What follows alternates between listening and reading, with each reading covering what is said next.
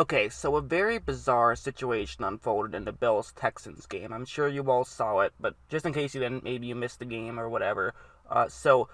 Texans player, he takes the kickoff, he tosses it to the ref without taking a knee. The ref gets out of the way, making sure that he doesn't accidentally touch it. And then a Bills player comes over, he picks it up, he scores, they rule it a touchdown. But then they talk about it and they decide it is no touchdown. And I think even some very knowledgeable fans of football are watching this and saying, wait, shouldn't that be a touchdown? And honestly, the guys commentating on ESPN were just doing an atrocious job of explaining it. I mean, they basically just kept saying, it's common sense, it's common sense, it's common sense. When in reality, no, it kind of isn't common sense. I mean, the guy didn't take a knee, he threw the ball forward, and then a Bills player got the ball. Shouldn't that be, maybe not a touchdown because he threw it forward, but shouldn't that be an illegal forward pass and a safety? Shouldn't that be the play? And there is honestly a lot to talk about. This is actually very complex. Definitely not common sense. This is very complex. So just try to bear with me here because there's going to be a lot of information and I'm going to try to not make this video too long. So first we'll just start off with what it actually says in the rule book. Basically what it says is there's several different things of how you can be down. I mean, the most obvious of which is just if a knee or a body part other than your hands or feet are down and you get touched. There's also forward progress being stopped, and there's also when a quarterback immediately drops to a knee. But the key thing I think is the phrasing here. If you look at Section 2, Article 1D, it says, when a runner declares himself down by 1.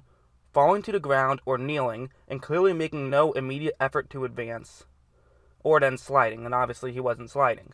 And so I think this is very interesting because it says falling to the ground or kneeling and making no immediate effort to advance. So that implies that you have to, if not already be on the ground, at least be in the process of being to the ground. And clearly, he wasn't. And by the way, the guy who I'm talking about, that's DeAndre Carter. And so I really do think that he's the main guy to talk about here because he was the guy who caught the ball, didn't take a knee. And so one thing I wanted to do was I went back and watched all of his kick returns from this season. I did this specifically because I wanted to just see, is this something he commonly does? Because that is the one, I think, actual good piece of insight that the commentation talked about on ESPN was when they said that this happens all the time. They said it happens quite frequently.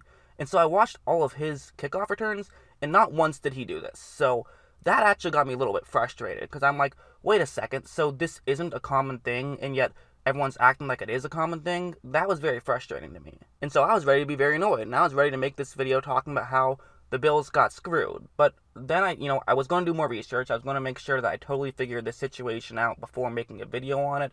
And Mike Pereira's tweet, I think, was the one that made me say, okay, well, maybe I'm getting something wrong here. And so what he said was, didn't see what happened on the touchback in the end zone, which first off, why isn't Mike Pereira watching this game? What does he have going on? But anyways, he said, didn't see what happened on a touchback in the end zone, but even if you don't down it, tossing the ball to the official or dropping the ball intentionally ends the play. You are deemed to have given yourself up. And so that's very interesting because that literally is not in the rule book, but Mike Pereira, who I do trust, he's someone who always is very checked in on these things. He says that no, the refs got it right here. And so now I'm like, wait, what's going on?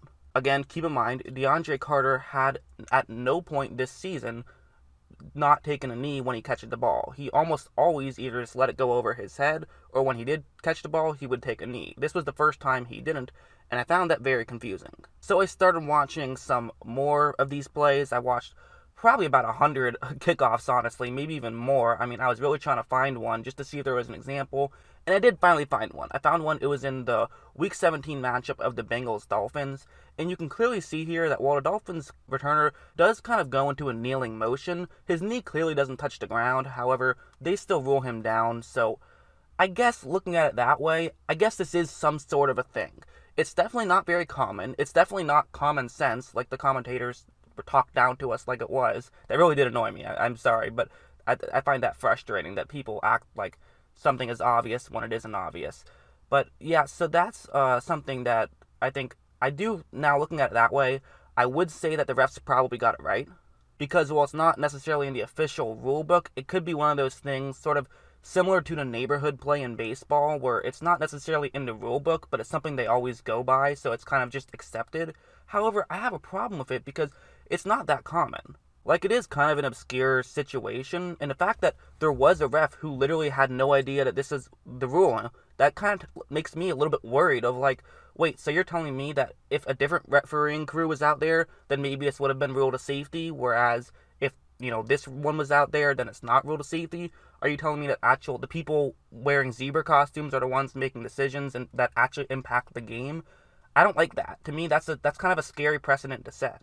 Like, the first thing that went to my mind was like, wait, so if we're now just ruling intent like that, I mean, think about the Kirk Cousins play when he meant to spike it and accidentally took a knee. He just, like, sort of, he had a brain freeze for a second and took a knee instead of spiking it. Obviously, he meant to spike it, but you can't judge his intent. You have to just judge what he did.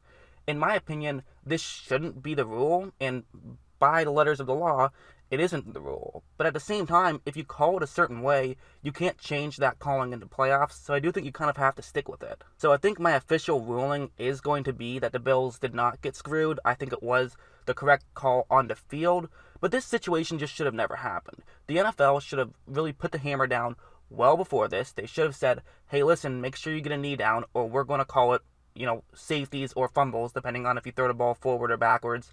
That's just the rule. Or you just say, you know what, if you clearly just try to throw it to the referee, then we're going to call it that you're giving yourself up. I would rather the first one. I just don't like that precedent of trying to judge someone else's intent, in my opinion. But either way, it's a mess by the NFL. I'm usually one that doesn't talk about the refs too often. I usually just like to talk about, what goes on in the field. I do think that people as a whole, they talk about the refs too much. They blame the refs too much for some of these small things that sometimes don't even actually make a difference in the game. That's just my opinion. I don't love talking about the refs, to be honest. That's not why I watch football. That's just my opinion. But that being said, this was clearly a pretty big story, so I felt like I had to talk about it. So yeah. Anyways, I learned a lot making this video, so hopefully you guys learned something also while you were watching this video. That would be appreciated. Also, one weird obscure fact that I learned, which this is kind of crazy, is that if you do have an illegal forward pass, that you can still get qualified for roughing the passer. So if you're like 30 yards down the field and you illegally throw the ball forward and then you get hit in the head or something, that would be considered roughing the passer. So that's maybe a loophole someone could try to exploit somehow. I don't know how, but that's kind of just a funny thing I noticed. So, do with that what you will. But anyways, yeah, I hope you guys enjoyed this video. I hope this is the last video I have to make about a confusing, controversial refereeing decision. But anyways, as always, thanks for watching.